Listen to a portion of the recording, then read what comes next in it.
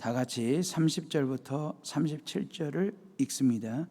예수께서 대답하여 이르시되 어떤 사람이 예루살렘에서 여리고로 내려가다가 강도를 만나매 강도들이 그 옷을 벗기고 때려 거의 죽은 것을 버리고 갔더라.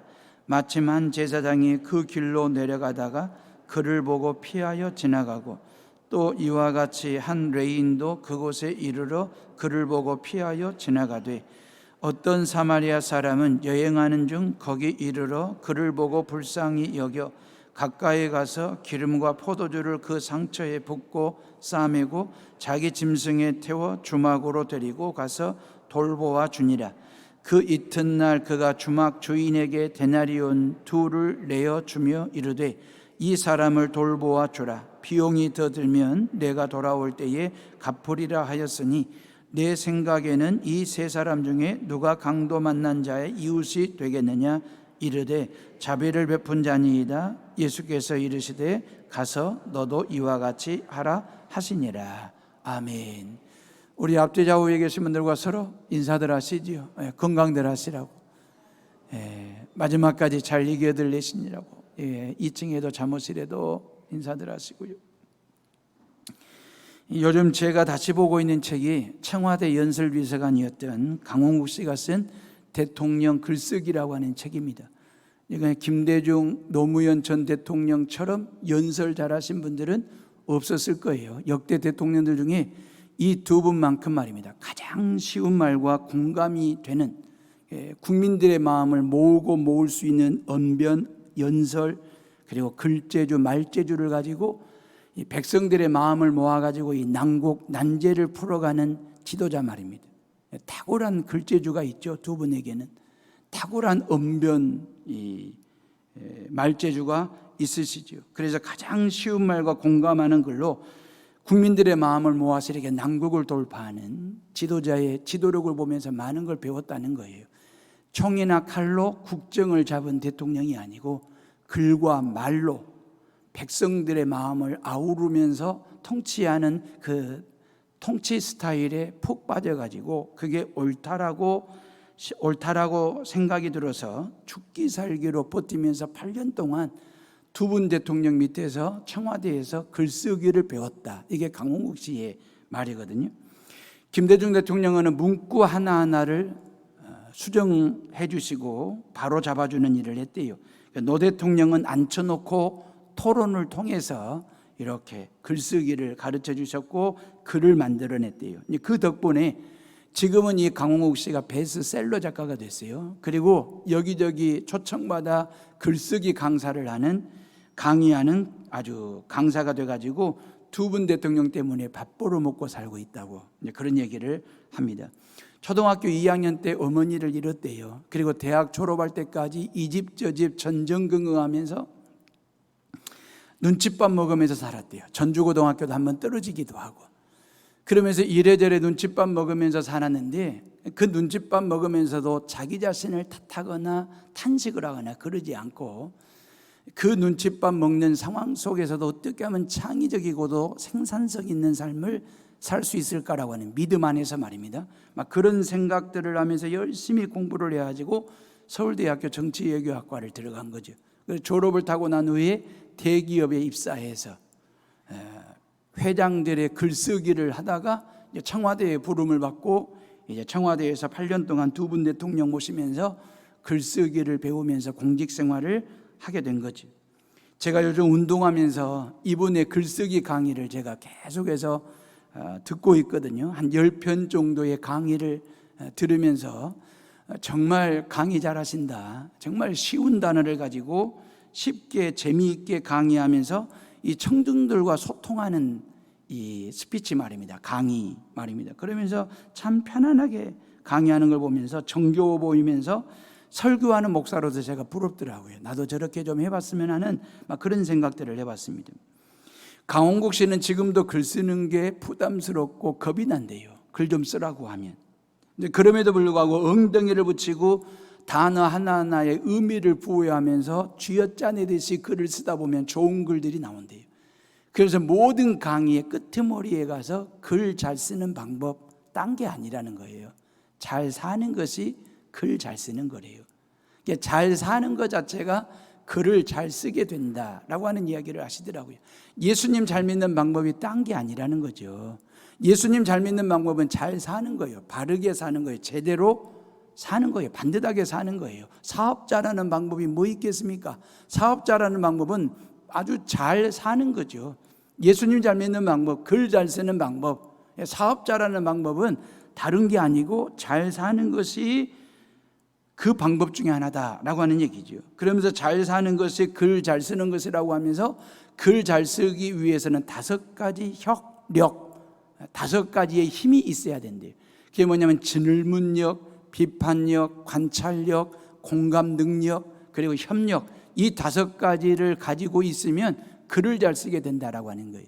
제가 그 강의를 들으면서 이 5가지 중에서 제가 4가지만 가지고 여러분들이 잘 아시는 선한 사마리아인 이야기를 비추어서 예수님 잘 믿는 방법이 뭘까? 예수님 잘 믿게 하는 힘 4가지가 뭘까? 그 얘기를 여러분들에게 하려고 하는 것입니다. 자, 먼저 글을 잘 쓰려면 질문력이 있어야 한대요. 이게 글쓰기는 질문에 대한 답이라고 하는 얘기입니다. 궁금하거나 호기심이 생기면 물어야죠. 질문해야죠.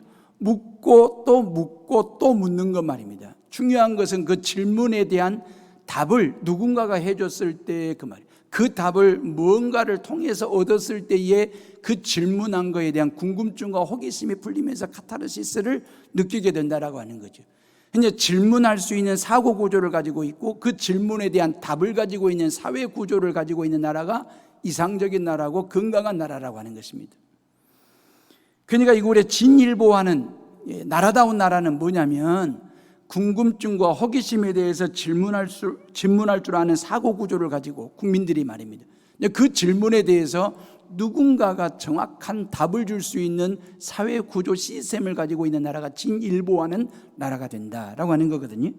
우리는 지난 4개월 동안 말입니다. 정말 생소했던 것 말이에요. 이 코로나19에 대해서 누가 얼마나 아는 게 있었습니까? 너무너무 생소한 거에 대해서 서로 간에 질문도 하고 서로 간에 답도 주고 말입니다. 증상이 뭔지 그 말이에요. 왜 열이 생기는지, 발열 체크를 왜 해야 되는 것인지, 왜 마스크를 써야 되는지, 왜 재채기를 할 때 입을 가려야 되는지, 그리고 어디 갔다 왔는지 그 질문에 대해서 누구를 만났는지 그 질문 말입니다. 왜 코로나 증상이 있는 사람은 15일 동안 자가격리를 해야 되는지, 그런 여러 가지 궁금증에 대해서 말입니다. 생소한 이 생경한 일에 대해서 말입니다. 질문을 하고 그 질문에 대한 답을 제시하는 나라 구조 시스템을 가지고 있었거든요. 우리는 나름대로 이 코로나19에 대한 질문에 대한 올바른 답을 찾아서 잘 이겨내고 있고 이 코로나19의 포위망으로부터 대한민국이 잘 벗어나고 있는 그런 상황들 말입니다. 선한 사마리아인의 이야기도 질문으로부터 시작이 됩니다. 그 율법학자가 예수님 찾아와 가지고 25절 말씀 보니까 예수님을 테스트할 의도로 말입니다. 나쁜 의도를 가지고 예수님께 질문을 던지는데 어떻게 하면 영생을 얻으리까 질문으로 시작합니다. 그때 예수님께서 재반박 질문을 하시죠.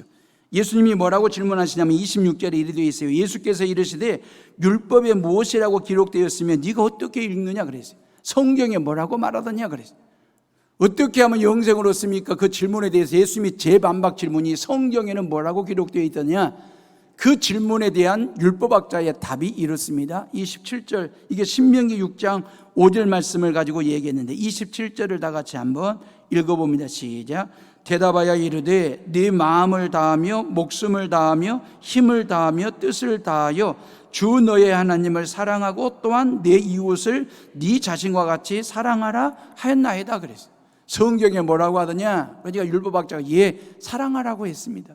이웃 사랑하고 하나님 사랑하라고 얘기했습니다. 그랬더니 예수님께서 이 질문에 대한 답에 대한 정리를 해 주십니다. 그 정리가 뭐냐면 이런 거죠. 29절에 뭐라고 되어 있냐면 예수께서 이르시되 네 대답이 옳도다. 이를 행하라. 그러면 살리라 그랬어요.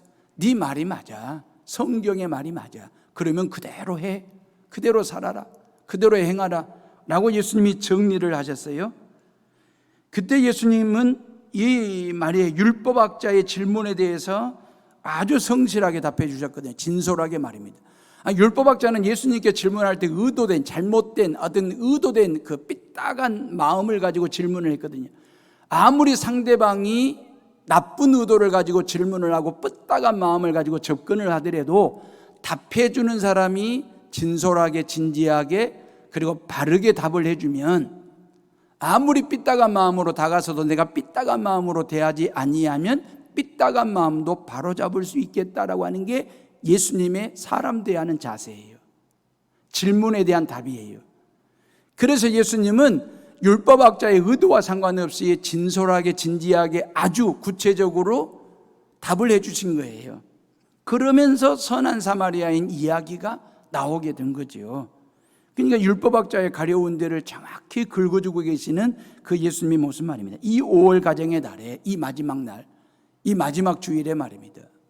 어떠셨습니까? 지난 5월 한 달 동안 가정 안에서 부부 간에 진솔한 대화가 있었습니까? 부모와 자식 간에 진지한 대화가 있었습니까? 어떤 누군가의 질문에 대해서 여러분들이 답을 주며 사셨습니까? 질문과 답, 답과 질문은 결국 대화를 두고 하는 소리거든요. 가정 안에, 부부 간에, 부모와 자식 간에, 이웃 간의 대화 말입니다. 교회 안에서 성도들 간의 대화 말입니다. 지금은 모두가 다 한결같이 마스크를 차고 있기 때문에 뭐 대화를 하고 싶어도 대화할 수 없는 여러 가지 물리적인 어떤 방법이 있지만은 이 모든 대화 말입니다. 이게 질문과 답, 답과 질문 말입니다. 이런 대화의 모습들 말입니다. 오늘 오후에 교회 학교 아이들이 온다고 하는데 얼마나 기다려지는지, 얼마나 보고 싶은지 말입니다. 제가 아이들 저희 집사람이나 같이 다 하이파이브로 좀 맞이하려고요. 반갑게 맞이하면서 아이들과 함께 오후 2시 예배를 드리면서 만남과 대화 말입니다. 기대가 되고 기다려지거든요. 우리나라는 질문에 대한 두려움을 가지고 사는 민족입니다. 학교도 토론식 수업보다는 일방적으로 가르치는 주입식이거든요. 선생님이 일방적으로 가르치면 그거 잘 배우고 잘 듣고 잘 기억했다가 시험지에다가 정답을 많이 쓰면 등수가 나와버려요. 1등부터 꼴등까지 그냥 등수를 매겨버리거든요. 우리나라와 이 일본만 등수를 매기는 거거든요. 다른 나라는 등급을 매깁니다. A, B, C, D 정도, 이 정도 말입니다. 등급을 매기는데 우리는 등수를 매기는 겁니다. 그러니까 선생님도 애들도 바빠요.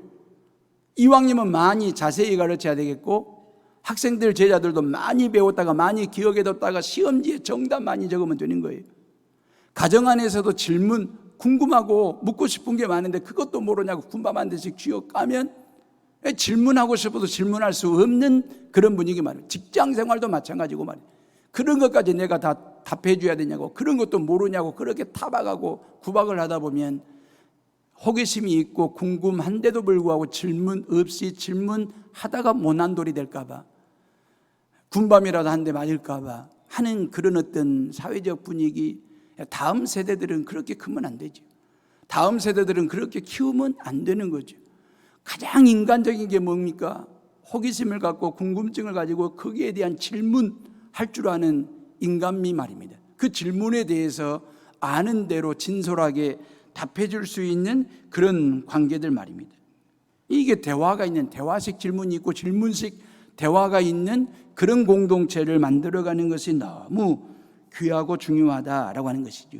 예수님은 말입니다, 이 율법학자가 나쁜 의도를 가지고 질문함에도 불구하고 예수님은 진실되게 구체적으로 디테일하게 아주 선한 사마리아인 이야기까지 끄집어내시면서 답을 주셨거든요. 대화를 이끌어 가시는. 그래서 이런 관점에서 예수님과 율법학자의 질문식 대화, 대화식 질문 방법이 이 시대를 살아가는 저와 여러분들의 좋은 길잡이가 되겠다라는 생각을 합니다. 두 번째, 글쓰기는 관찰력이 필요하다라고 하는 것입니다. 관점 말입니다. 관찰. 어떻게 보느냐의 문제죠. 멀리 보느냐 그 말입니다. 가깝게 보느냐, 깊게 들여다볼 거냐, 아니면 얕게 그냥 볼 거냐라고 하는 것입니다. 이걸 꼼꼼하게 볼 거냐, 아니면 그냥 설근설근 볼 거냐 그 말이에요. 이걸 뒤집어서 볼 거냐, 아니면 다각도로 볼 거냐, 단면으로 볼 거냐, 아니면 이 봄을 통해서 나를 성찰하는 계기로 볼 거냐라고 하는 것 말입니다. 어떻게 보느냐가 결국 나의 생각법이거든요. 숲을 볼 거냐, 나무만 볼 것이냐라고 하는 것. 이게 다각도로 나와의 어떤 인간관계를 등을 따져서 보느냐에 따라서 결과가 달라지기 때문에 관찰과 관점이라고 하는 것은 대단히 중요하대요. 관찰을 잘하게 되면 관점이 생긴대요. 그 관점을 통해서 관심을 갖게 되는 것이거든요. 우리 민족만큼 관찰하는 촉이 탁월한 DNA를 가지고 있는 민족이 있을까요? 우리 민족 진짜 구경하기를 좋아합니다. 싸움 구경 말입니다. 누가 싸우고 있으면 절대 거기를 그냥 못 지나갑니다. 싸우는 사람들 뺑 둘러서 가지고 그냥 구경하고 가는 것이거든요. 불구경이요. 불났으면 그 불구경은 반드시 차를 세우고라도 안타까운 심정 가지고 불구경들을 다 하거든요. 너무너무 구경하는 것, 관찰하는 걸 보는 것 자체를 즐길 줄 아는 그런 DNA를 가지고 있습니다. 교회가 주차장 공사를 하니까 저도 수시로 나가서 현장에 가서 기도도 하고, 또 저는 어떻게 만들어지는 이 공법, 기법 자체를 모르기 때문에 장로님에게 물어가면서 이제 머릿속에 그려갑니다만은, 어제도 오후 6시 정도에 제가 내려가서 이제 다 끝나고 나가신 후에 제가 기도하면서 서 있었더니, 제가 한 번씩 나가서 보면요, 지나가는 사람마다 속도를 줄이고 창문을 내리고 뭐 하는가 하고 이렇게 굽어다 보면서 구경하면서 모두가 다 지나갑니다. 어제 오후 6시에는요, 누구 청년 하나가 차를 세우더라고요. 그리고 내려와서 저에게 묻더라고요. 뭘 짓냐고. 그러니까 건축하는 줄 알아요. 주차장 만든다고 그랬더니 아이고 그러시냐고 그러면서 모두가 다 그냥 지나가지를 못하고 현장을 둘러보면서 가는 거예요. 이게 관찰력이거든요. 여러분, 관찰력이라고 하는 것은 정말로 필요한 거거든요. 어린애다움이 가장 창의적이고도 생존력이 있는 거잖아요. 어린애는 질문하면서 크는 거예요. 왜? 궁금하니까, 호기심이 생기니까 알고 싶어가지고. 이게 생존이잖아요. 알면 살고 모르면 죽는다라고 하는 것. 그래서 애들은 애들다움이 뭡니까? 끊임없는 질문을 하는 것입니다. 그리고 애들은요, 관찰력이 탁월합니다. 그래서 두리번 하는 거예요. 계속해서 내 주변을 두리번 하면서 먹을 것 있는지 찾기도 하고, 아니면 외부의 공격으로부터 나를 어떻게 지킬 것인지를 본능적으로 키우는 거예요. 이게 애들이 궁금해가지고 질문도 많이 하고 두리번거리는 것은 산만한 게 아니에요. 그런 아이들 데리고 엄마는 병원 데리고 가요. 얘가 산만한 것 같다고. 이러다가 공부를 잘할 수 있을는지 모르겠다고 한번 진단해달라고. 지극히 정상적인 아이인데, 어린애다움이 있네. 몰라서 궁금해서 묻는 질문력 말입니다. 두리번거리면서 관찰력 말입니다. 이게 지극히 어른이 되어가면서 이걸 상쇄하는 거잖아요. 어른이 되어가면서 이게 약화되는 게 문제지. 사람이 사람답게 질문하고 관찰하고 그렇게 살아가는 게 얼마나 중요한 건데요. 두리번거리는 것 자체가 말입니다. 그러면서 관찰을 통해서 관점을 키우는 거잖아요. 그죠? 어떤 관점 말입니다. 그리고 관심을 갖게 되는 거지 않습니까? 내 이웃이 누굽니까? 라고 하는 그 질문 앞에 예수님께서 사마리아인 얘기를 하시잖아요. 어느 한 사람이 그 말이에요. 예루살렘에서 여리고로 내려가다가 강도를 만난 거예요. 그 강도를 만나가지고 얼마나 두들겨 맞았든지, 얼마나 심한 매질을 당했든지 성경에 보니까 만신창이가 되어가지고 길바닥에 버려진 존재예요. 겁안다 죽을 지경 말입니다. 그렇게 되어 있거든요. 그 정도로 강도 만나 죽을 지경에 놓인 어느 한 유대인 한 사람이 길바닥에 누워 있는 것입니다. 그 앞을 제사장이 지나가는데 그 제사장이 본 것입니다. 근데 못 본 척한 것입니다. 살려달라고 도와달라고 씨름소리하며 도움을 청하네 듣고도 못 들은 척한 것입니다. 내버려두면 안 된다는 걸 알면서도 모르는 척하고 지나가 버렸습니다. 그 다음에 레인이 지나갑니다. 그 레인도 그냥 제사장처럼 삼척병에 걸린 사람처럼 보고도 못 본 척, 듣고도 못 들은 척, 알고도 모르는 척 하고 지나가 버린 것입니다. 어찌 보면 이 제사장과 레위인은 말입니다, 이 강도 만나 죽을 만큼 두들겨 맞은 이 사람보다도 더 중한 병에 걸린 사람인지도 몰라요. 삼척병에 걸렸으니까 못 본 척, 못 들은 척, 모르는 척 하는 이 병 말입니다. 여러분, 레위인과 제사장의 공통점이 뭔데요? 성직자였습니다. 하나님의 성전에서 하나님의 일을 하는 사람이에요. 하나님의 백성들과 하나님 사이에 중보적인 역할을 하는 사람이에요. 그래서 이 제사장과 레위인은 모든 성도들에게 본이 되어야 되는 사람이에요. 롤모델이 되어야 될 사람이에요. 사랑하는 일에 헌신하고 섬기고 봉사하고 희생하고 수고하는 일에 본이 되어야 되는 사람들이 본이 되지를 못하고 말입니다. 삼척병 걸린 사람처럼 내빼듯이 도망친 것입니다. 도움의 손길을 필요로 한 사람에게 관찰은 했습니다. 근데 관심이 없는 것이 무관심 말입니다. 관점이 생기질 않는 거지요.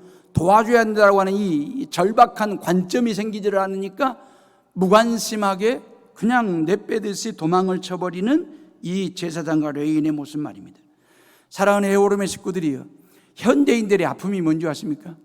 현대인들의 외로움과 서글픔, 서러움이 뭔지 아십니까? 이것은 자기밖에 모르는 극도의 개인주의 시대를 살면서도 그런 개인을 상실하고 잃어버리고 산다는 데 외로움이 있습니다. 아시잖아요. 극도의 이기주의적인 개인주의적인 사고를 가지고 살잖아요. 그러면 그런 개인을 내가 지켜야 되잖아요. 근데 그런 개인을 개인이 잃어버리고 살아요. 상실하고 살아요. 아니, 내가 타자를 위해서 사랑을 쏟든 어떤 희생을 하든 그건 놔두고라도 극도의 개인주의적 사고를 가지고 산다면 그 개인에 대해서만큼은 개인이 지켜야 되잖아요. 그 개인마저도 지키지 못하고 사니 얼마나 인간이 피폐해질 수 있고 외로울 수 있고 그리고 망가질 수 있는지. 그래서 성경은 목자를 잃어버린 한 마리의 양 얘기를 해요, 예수님께서. 그래서 예수님은 99마리의 양을 우리 안에 가둬두고 그 말이에요. 잃어버린 한 마리의 양을 찾는 목자의 모습으로. 그러니까 목자를 잃어버린 한 마리의 양을 찾고 또 찾으시는 분이 계시는데 그분이 바로 예수 그리스도라고 하는 것입니다. 잃어버린 한 마리의 양은 어디 딴 데 가서 이렇게 그냥 가져와 가지고 100마리로 채우는 그런 양이 아니에요. 어디 가서 돈 주고 사와서 100마리를 채울 수 있는 그 양을 말하는 게 아니고 정관사 덕가 붙어 있어요. 그 양이에요. 잃어버린 양 말입니다. 잃어버린 양을 찾기 위해서 또 찾고 찾으시는 그 목자의 심정, 그분이 바로 예수 그리스도이시다라고 하는 거죠.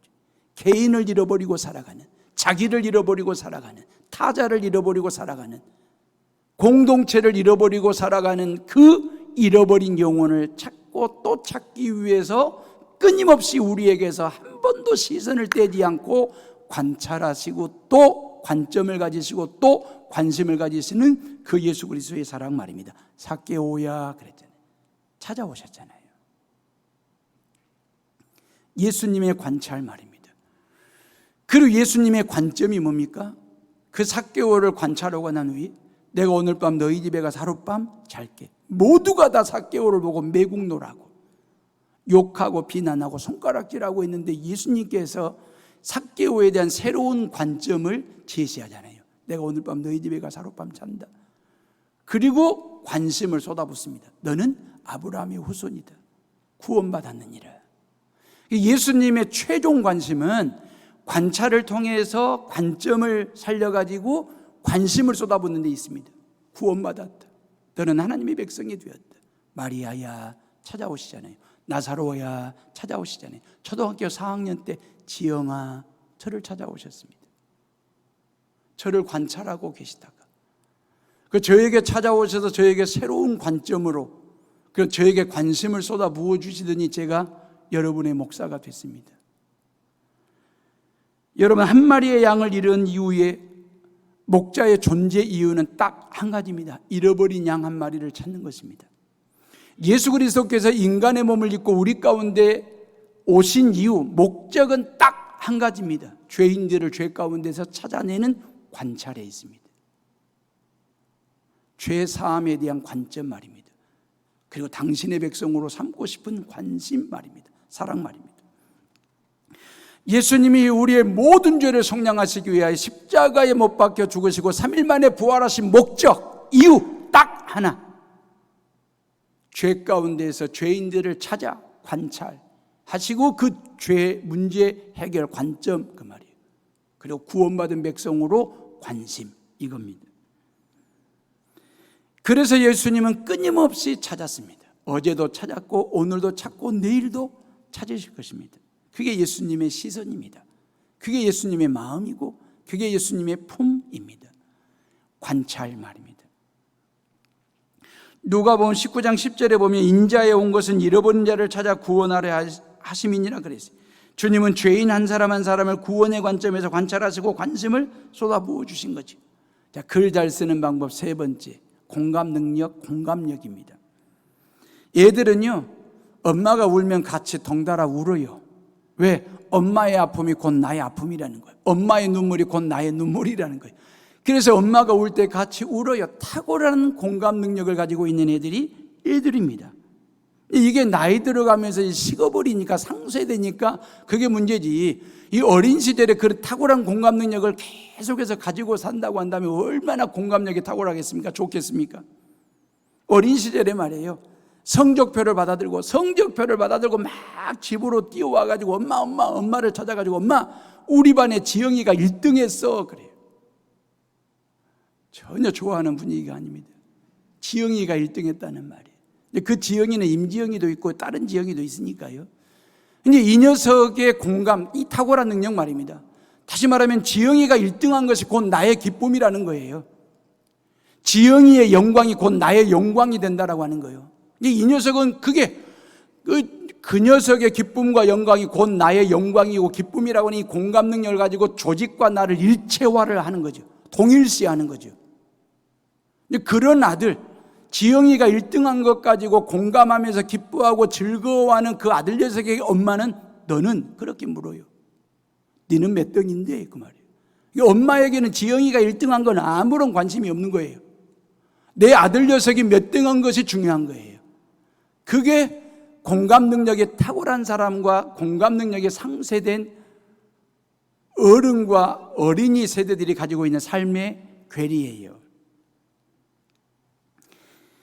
공감 능력이 탁월한 사람은 남의 일에 나몰라라 하지 않습니다. 그래서 사회 정의를 부르짖는 것입니다. 정의감을 가지고 말입니다. 사람에 대한 이해력이 탁월합니다. 사람을 위하는 마음을 갖는다라고 하는 것, 이 얼마나 좋은 일입니까? 공감력이라고 하는 것은 나를 위해 쓰는 게 아니라 남을 위해서 쓰겠다라고 하는 내 마음에서 우러나오는 힘이거든요. 남의 심정을 이해하면서 사는 것, 공감력 말입니다. 이 공감력을 가지고 있는 사람이 잘 사는 사람이고 예수님도 잘 믿는 사람이 되는 거죠. 자, 강도 만나 길바닥에 쓰러져 죽을 지경에 놓인 유대인을 말이에요, 제사장이나 레위인은 거들떠보지도 않고 그냥 내빼듯이 도망을 쳤습니다. 그 자리를 뜬 거죠. 이제 공감 능력이 없든지 약하기 때문입니다. 그런데 공감력에 탁월한 한 사람이 있습니다. 그 사람이 누구냐? 33절이에요. 우리 다 같이 한번 33절을 읽어봅니다. 시작. 어떤 사마리아 사람은 여행하는 중 거기 이르러 그를 보고 불쌍히 여겨 그랬어요. 여행하다가, 그 말이에요, 여행하다가 길바닥에 만신창이가 되어가지고 누워있는 그 이웃을 본 거예요. 보았더라 그랬잖아요. 관찰이잖아요. 불쌍히 여겨 공감 능력이잖아요. 34절에 가까이 다가가서, 그 말이에요, 관찰이잖아요. 그죠? 그리고 기름과 포도주를 그 상처에 붓고 싸매고 자기 짐승에 태워가지고 주막으로 데리고 가서 돌보아 주느니라 그랬어요. 공감 능력입니다. 어떤 관찰을 통해서 관심을 갖게 된 거죠. 관점이 달라진 거죠. 이 사람 안 도와주면 큰일 나겠다, 죽겠다 이러다가 관점이 생긴 거잖아요. 관심이 생긴 거잖아요. 그 자기 낙타에게 태워가지고 주막으로 데리고 와서 하룻밤 묵으면서 곁에서 돌봐줄 줄 아는 이 사마리아인의 이야기거든요. 얼마나 탁월한 공감력을 가지고 있는지, 그 말이에요. 불쌍히 여길 줄 아는, 민망히 여길 줄 아는. 여러분, 예수님은 공생애를 시작하실 때에 3년 동안 모든 죄인들, 인간들을 볼 때마다 예수님은 늘 그들을 불쌍히 여기시며 민망히 여기셨더라 그래요. 이게 사복음서에 불쌍히 여겼다라고 하는 말이 12번이나 나옵니다. 원어대로 말씀은 스폴랑크니 조마이라고 하거든요. 이 스폴랑크니 조마이라고 하는 헬라어는 마음속에 있는, 다시 말하면 이게 내장이 뒤틀릴 정도로 움직이는 상태를 말하는 거예요. 연민의 정을 느끼는 거죠. 안타까움을 느끼는 거죠. 누군가가 어려움에 상처, 아픔 중에 있는 사람을 보았을 때 내장이 뒤틀릴 정도로 그 공감 능력을 가지고 공감하면서 이 사람의 아픔이 곧 나의 아픔인 것처럼, 이 사람의 눈물이 곧 나의 눈물인 것처럼 스플랑끈이 조마이를 하는 것입니다. 내 내장이 뒤틀릴 정도로 그 아픔을 같이 느끼면서 사는 것 말입니다. 우리 모두에게 그 말이에요. 사마리아인에게 바로 이 스플랑끈이 조마이가 있었습니다. 우리 모두에게도 이 스불랑끈이 조마이가 있기를 주님의 이름으로 축원합니다. 아무리 잘 나가는 남편이고 끝발라내는 부모님이 계신다 할지라도, 공부 잘하는 자녀들이라 할지라도 아직까지 하나님을 알지 못하고 불신 중에 있다고 한다면 그분들의 영혼을 보면서 말입니다. 스불랑끈이 조마이 할 줄 아는, 민망히 여기고 불쌍히 여길 줄 아는, 나는 예수님을 믿고 하나님의 사랑과 축복을 누리고 받고 사는데 아직도 하나님의 사랑과 축복을 받지도 못하고 누리지도 못하는 내 주변의 이웃들과 가족들, 지인들을 보면서 그분들의 영혼을 바라보면서 불쌍히 여길 줄 아는, 스불랑끈이 조마이를 할 줄 아는 그 마음 말입니다. 이게 공감력입니다. 사마리아인을 봐보세요. 낙타에서 내려가지고 강도 만난 사람의 상태를 살폈지 않습니까? 이게 예수님의 마음이고 이게 예수님의 공감 능력이에요. 행동입니다. 숨이 붙어 있는 것을 보고 말씀해 보니까 기름과 포도주를 붓고 그랬잖아요. 여러분, 기름과 포도주는 그때 당시 상비약입니다. 치료제입니다. 아주 중요한 약입니다. 근데 그것을 찍어 발라준 게 아니고 아까워가지고, 이 포도주와 기름이 아까워가지고 그냥 찍어가지고 발라준 것이 아니고 성경에 보니까 부었더라 그랬어요. 상처 부위마다 들들들들 아낌없이 부어줬다 그랬어요. 그리고 자기 옷을 찢어가지고 앞바풍대로 삼듯이 상처 부위를 똘똘똘 말아줬더라. 성경은 그리 되어 있지 않습니까? 이 얼마나 탁월한 공감 능력입니까? 그리고 자기 낙타에 태워가지고 주막까지 데리고 가서 하룻밤 묵으면서 돌봐줬더라. 저는 이 상황을 제가 말로 여러분들에게 간단하게 설명하는 거예요.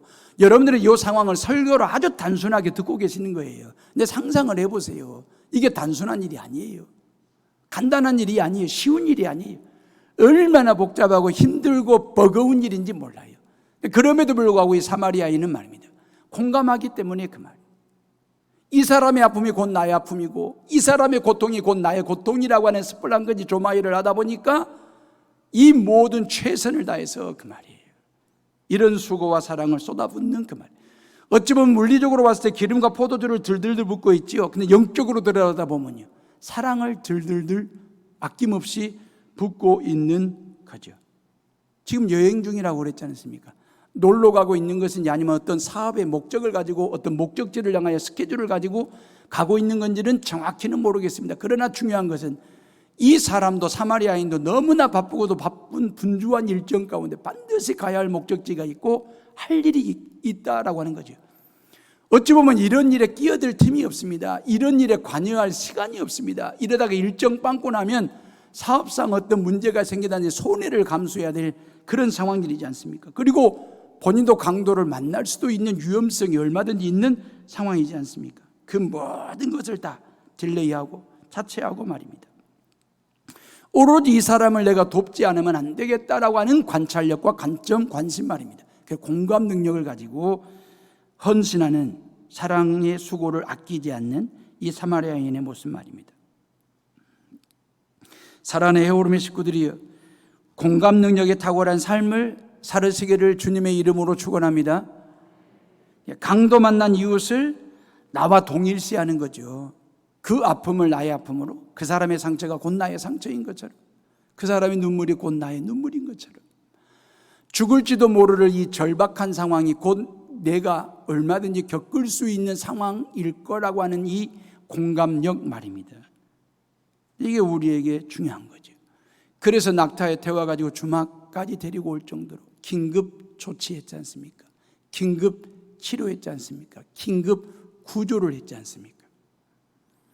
사람을 가리지 않고 불쌍히 여기는 마음을 가진 사람, 애정과 연민의 정을 가득 가지고 있는 사람, 관찰과 관점과 관심, 공감의 동기가 뭐냐? 그냥 불쌍히 여기는 마음이에요. 민망히 여기는 마음만 가지고 있으면 관찰력이 생겨요. 공감력이 생겨요. 아주 구체적이고도 따뜻하고도 디테일한 사랑을 쏟아부었지 않습니까?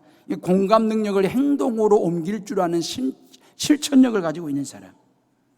누가 하라고 해서 한 게 아니지 않습니까? 이게 한두 번 한 게 아니지 않습니까?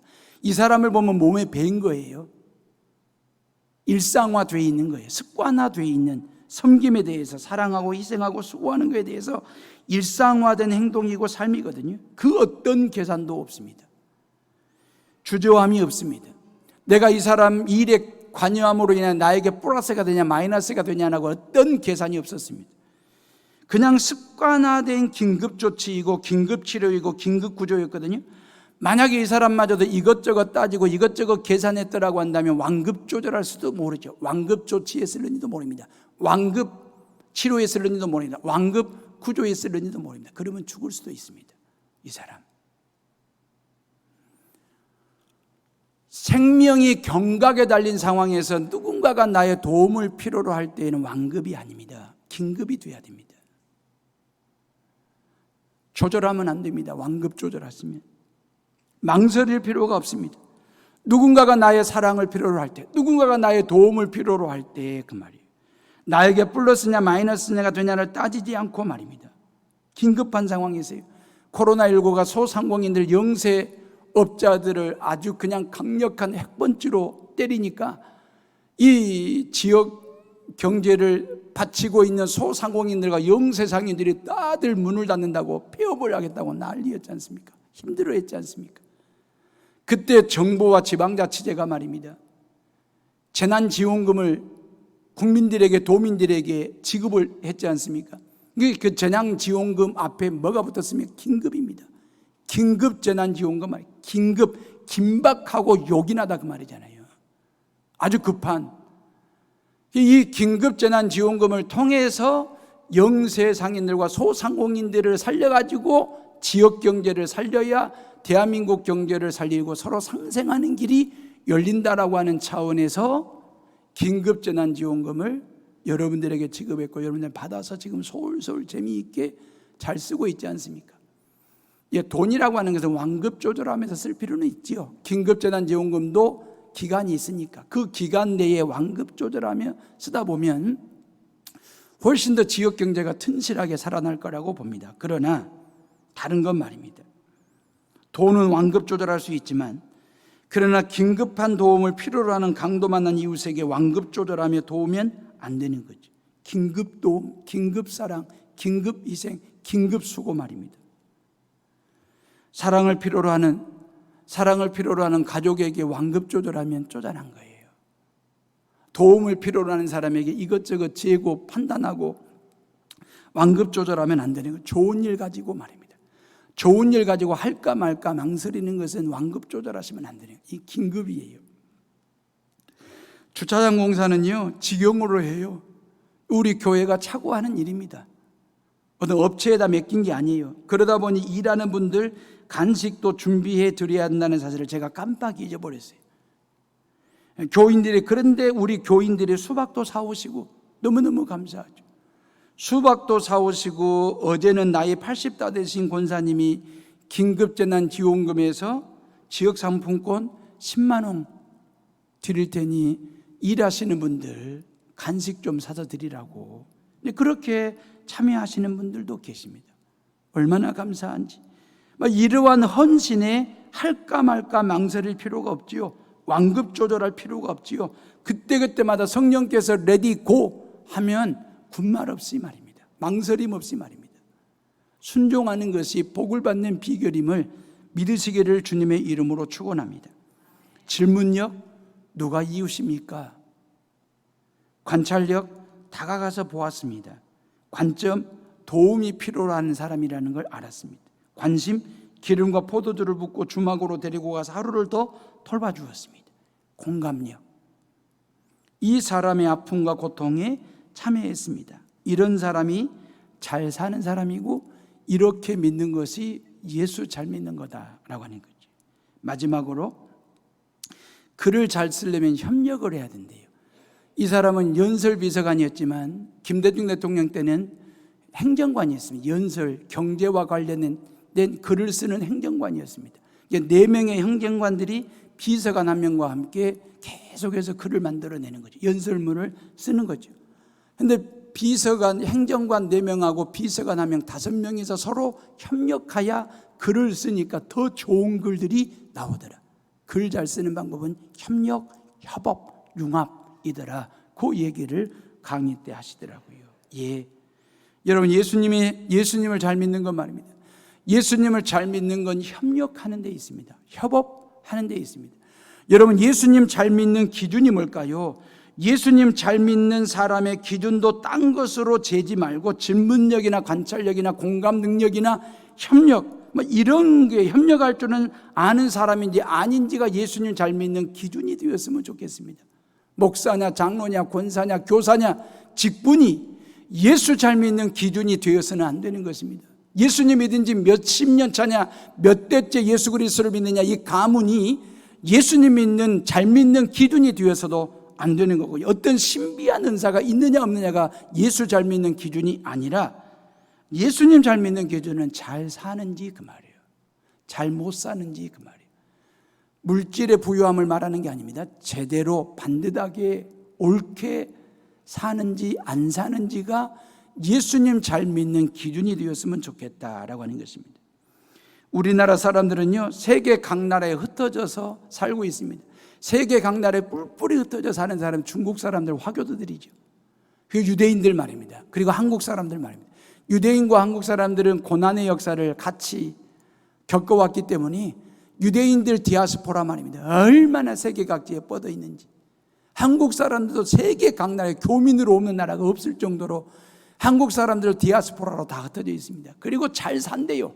어느 나라에 살든지 간에. 그리고 모든 사람들과 경쟁해서 지지 않는 속성을 가지고 있고 그런 DNA를 가지고 있대요. 경쟁력을 가지고 있대요. 한국 사람들이. 그렇기 때문에 원래 우리에게는 그런 DNA가 있지 않습니까? 향양 말입니다. 두레 말입니다. 품앗이 말입니다. 금모으기를 통해서 말입니다. 국가보도 사태 1997년 IMF 말입니다. 금모으기 뭉쳐버렸지 않습니까? 금모으기를 통해서 뭉쳐가지고 IMF를 극복했지 않습니까? 2002년 한일 월드컵 말입니다. 국민이 뭉치니까요, 한 마음으로 뭉치고 대한민국을 외치니까 그 대한민국이 세계 4강이 되더라고요. 아주 뭉치는 데는 탁월함이 있는 민족입니다. 뭉칠 때 확실하게 뭉칩니다. 이 코로나19도요, 이 코로나19도 우리 민족만큼이 협업, 협력, 융합, 이게 있기 때문에 코로나19를 극복해내는 중요한 힘의 요소가 된 것이거든요. 잘 뭉치는 민족 말입니다. 뭉쳤다 하면 끝내주는 민족입니다. 근데 문제는 잘 식어버려서 문제지. 빨리 식어버려요. 자, 예수님 잘 믿게 하는 마지막 힘은 협력입니다. 협업, 융합하는 것입니다. 상생하는 것입니다. 자, 사마리아인을 봐보세요. 현장에서 최선을 다했습니다. 보았습니다. 관찰했잖아요. 다가갔습니다. 관찰. 그리고 불쌍히 여겼더라. 공감이지 않습니까? 그리고 기름과 포도주를 들들듯 아낌없이 부어줬습니다. 자기 옷을 찢어가지고 압박붕대로 상처 부위를 쌓아 메워줬습니다. 공감한 것입니다. 그리고 그 환자를 들쳐매고 낙타 위에 싣고 주막까지 왔습니다. 그리고 밤새껏 그 환자 곁에서 하룻밤 묵으면서 돌봐주었거든요. 아마 이 정도 하면 어제 최선을 다했지 않습니까? 오늘도 지금 최선을 다하고 있지 않습니까? 이 정도 하면 누구도 욕하지 않을 겁니다. 이 정도 하면 누구에게도 다 박수를 받고 인정을 받고 칭찬받을 것입니다. 본인도 이 정도 했으면 됐지 뭐 얼마나 더 어제 했고 오늘 했는데, 어제도 사랑했고 오늘도 사랑했는데 내일도 사랑해야 돼. 어제 수고했고 헌신했고 희생했는데 오늘도 수고하고 헌신하고 수고했는데 내일까지 내가 희생하고 헌신하고 수고해야 돼. 많은 사람들이 이런 생각들을 가지고 있지 않습니까? 우리가 살아가는 이 시대는요, 어제 하고 오늘만 해도 인정받아요. 박수 받아요. 칭찬해요. 잘한 거예요. 근데 예수 그리스도를 믿는 성도에게 사명은 내일까지예요. 그 내일은 어떻게 하느냐? 이 사마리아인이 오늘은 떠야 돼요. 이 자리를 떠야 돼요. 갈 데가 있지 않습니까? 할 일이 있지 않습니까? 그래서 누구를 부릅니까? 주막집 주인을 부릅니다. 주막집 주인에게 치료비를 주면서 이 사람 좀 맡아서 치료 좀 잘 해달라고. 그리고 내가 갔다가 돌아가는 길에 들려서 치료비가 부족하면 내가 그 치료비까지 다 대겠다고. 이게 사마리아인의 이야기 속에 담긴 메시지예요. 협력 말입니다. 내가 못할 상황이니까, 내가 어제도 했고 오늘도 했으니까 나는 더 이상 시간이 없는 거예요. 나는 이 자리를 떠야 돼. 나는 이 환자 곁에서 벗어나야 돼. 그러니까 포기하자, 고만하자, 할 만큼 했다. 그게 아니고 누군가를 불러다가 이 사람을 맡기면서 내가 당신에게 치료비를 줄 테니 이 사람 좀 맡아달라, 치료해 주라. 협력이죠. 협업이죠. 상생 말입니다. 우리가 그리스도인으로 살아가는 이유는 바로 여기까지 우리에게 주어진 메시지가 우리에게 있는 것이거든요. 어제도 사랑했으면 오늘도 사랑해야죠. 내일도 변함없이 사랑하셔야 돼요. 그게 그리스도인들에게 주어진 공감 능력이고 협력이에요. 예수님의 마음이 그래요. 결론적인 얘기예요. 선한 사마리안 이야기를 하시고 난 후에 예수님께서 뭐라고 얘기했습니까? 36절에 네 생각에는 이 세 사람 중에 누가 강도 만난 자의 이웃이 되겠느냐 그랬어요. 제사장이냐, 레위인이냐, 사마리아인이냐 물었어요. 뻔한 질문인데 그때 율법학자가 뭐라고 답합니까? 이르되 자비를 베푼 자니이다. 사마리아인이란 말도 안 해요. 왜? 민족적 감정이 있기 때문에. 이 유대인이, 율법학자가 그냥 자비를 베푼 자니이다 그랬거든요. 그때 예수님께서 이르시되 가서 너도 이와 같이 하라 그 말이에요. 너도 가서 이와 같이 하라. Go and just do it 그랬어요. 가라는 거예요. 네가 아는 대로 그 말이에요. 네가 답한 대로 그대로 해라. 그게 영생하는 방법이다. 그게 내 이웃을 사랑하는 방법이고 그게 예수 잘 믿는 방법이다. 잘 사는 방법이 뭐냐? 네가 아는 대로 그 말, 관찰한 대로 그 말을 공감했지 않냐? 협력 상생의 길을 가야 되는데 가서 너도 그대로 하라라고 말씀하신 것입니다. 우리에게 강도 만난 이웃이 있을 수 있습니다. 아니면 여러분들이 강도 만난 이웃이 될 수도 있습니다. 그때 누군가가 여러분들에게 다가와서 도와줄까 말까 완급 조절하고 있으면 얼마나 서운하겠습니까? 섭섭하지 않습니까? 우리는 말입니다.